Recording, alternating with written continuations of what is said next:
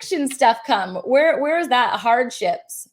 Oh my gosh. Well, growing up with seven of us, I mean, on paper, we grew up under the poverty line if you're just looking at facts. And that never stopped us from doing anything. I think authenticity and relatability and all these things that are really kind of buzzwords in social media land right now, that's in my mom's whole life. You know, she's always been a truth teller.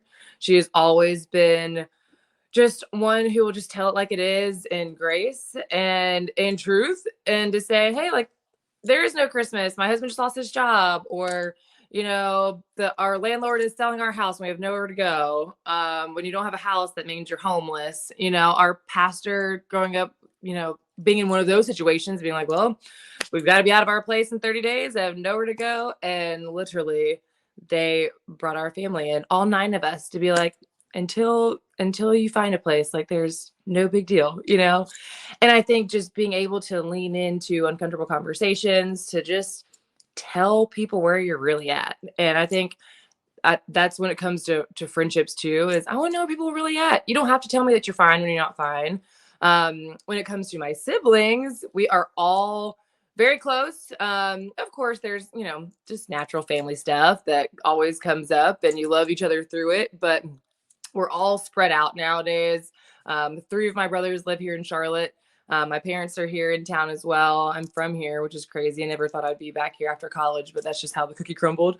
But I've got a brother in Nashville, Silas. My youngest brother and his wife live in Los Angeles. My sister's in Atlanta. So we're all over the place. And if I'm really honest, we've never had this sibling rivalry, but we are all high achievers. I've got a brother in the NFL. My youngest brother, Silas, danced for the New York City Ballet for 8 years up until COVID. Moved to New York when he was 14, just like running the arts world. So you've got the top level athletes and the arts. My sister's in the world of wine. I'm in real estate. You've got sales. You've got corporate recruiting. Like, it's across the board. But all of us are each other's biggest fans. You know, I think if you have big family, yeah, things always come up where it's like a, you know, we called it the quick and the hungry. Move your feet, like, you'll get left behind.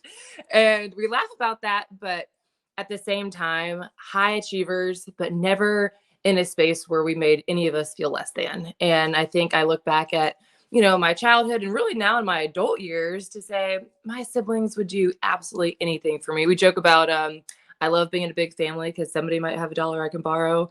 And there's been times over the years where it's like, you know, my parents wanted to be there for Silas's big arts dance, whatever it is, up in New York. And it's like, we don't have any money to, you know, turn plane tickets around. And in one text message, you're like, I can do 50, I can do 100, I can do 200. And in 5 minutes, you're like, you're going to New York. You know what I mean? Wow, So that's it's just amazing. You look back on so many things and just say, I love being in a big family because it really teaches you how to be very, what's the right word for it?